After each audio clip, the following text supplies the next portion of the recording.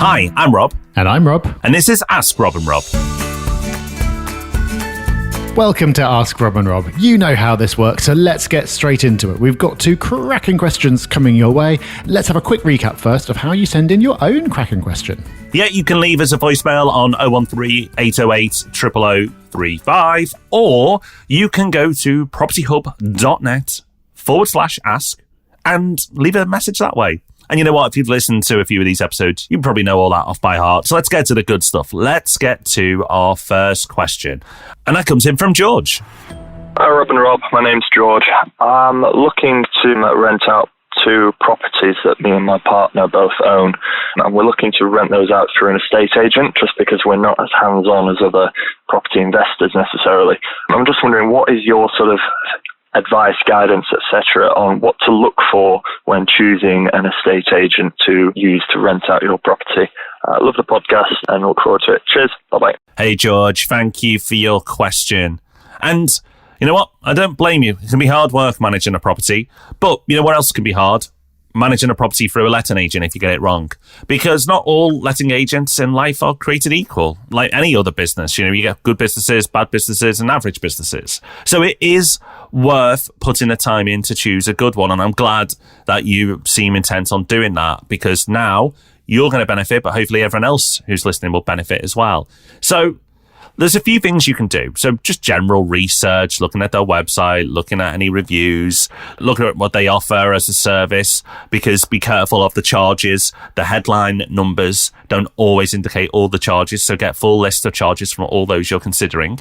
Now, once you've got all that information, you don't necessarily pick someone on price, but you might rule somebody out. If they've been sneaking a little charge in there that you think is, oh, wait a minute, that's a bit underhand. What else are they going to hide from me? That might put me off. But once you've done your desktop research, you can take it further. So you call them up and you can see how they treat you as a landlord. And that hopefully is a good experience. And you can talk to them about your property and what they will do and how they will let out and how they will manage it and how they work with their landlords and investors. And that's useful. If you want to take it another level, what you could do is call us a tenant and just approach about a property that they have on their books that is similar to what you have. How is that tenant or potential tenant treated? Are they treated well? Do they follow up? Do they speak to them in a nice way? It's a really valuable exercise to do. Not many people will go to that level, but you don't want to be switching agents after a few months because you've got it wrong. And in fact, you'll probably be contracted in so that you can't actually switch after a few months. So by putting that extra level of research in, you're far more likely to make a better decision. Failing that, probably the easiest way to pick an agent is a referral.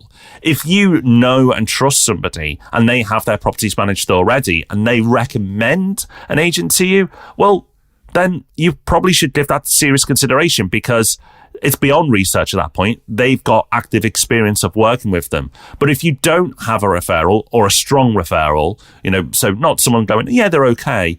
You want someone to say, these are brilliant. If you don't have that, then do the research part I've talked about. But your best option and the most time-effective way of picking an agent is through a strong referral from somebody you trust. Yeah, referrals are always the best option if you can get one. Okay, let's move on to our second question now. This one's from John. Hi guys, John here from Ireland. Love the show, guys. Thanks a million for all the great content. Just wanted to ask your opinion about measuring ROI with regards to properties that I've had for a while. So obviously it's increased in value and my initial amount in might be quite small and the ROI therefore is quite inflated at this stage. But when comparing it like for like with other investments, should you take another approach, like what it would cost to invest in the property or to purchase the property now? What ROI would I get if I was buying that? Or also, once refinanced and a lot of the original investment has been taken out, does ROI lose its value then at that stage as a key statistic? Thanks very much. Thank you, John. Really interesting question. And there's a couple of different ways to look at this, neither of which is wrong. It just depends on what the purpose of doing this calculation is. So if you've got a property that you own for a long time, especially if you've refinanced and pulled money out of it, you could be in the situation where your ROI is ludicrously high or even infinite. Like if you've pulled all the money out, then you have zero investment and you're making some kind of return. Therefore, you're making an infinite ROI. On one level, that's useful to know because it's true. You really are earning that return on your investment. But just because it's true doesn't necessarily mean that it's useful in certain situations. You'll feel good about it, and it's quite nice to see it on a spreadsheet.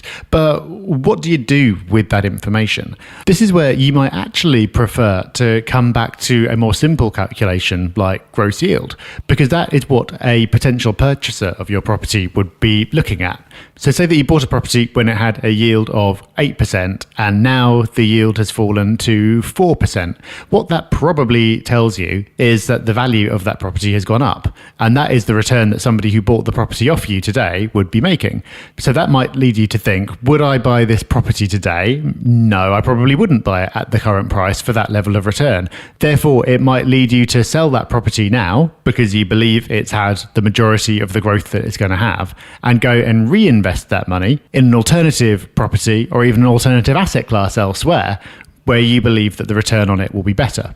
So they're both completely valid ways of looking at the situation. If you've got a property that's gone up in value substantially, and especially if you've pulled some money out, you really are getting a great return on it, and that's a great thing. But also, putting that aside, there may be better things that you could achieve with your funds by selling that property and reinvesting somewhere else. And that's what going back to a yield calculation would show you. So really the answer depends on what you want to achieve with your portfolio. Are you in the kind of stage where you want to sweat your cash as hard as you possibly can? You're in the mode of selling and rebuying to maximize your future return on investment? Or are you just happy holding? That is something that only you know, John. But thank you for the question because you've raised a really interesting point, and I'm sure it's something that others will learn from. Well, hopefully everybody listening has got a good ROI in their time invested in this episode. And we aim to use your time wisely on Thursday as well when we have the Property Podcast. So until then, take care, have fun, bye-bye. Bye-bye.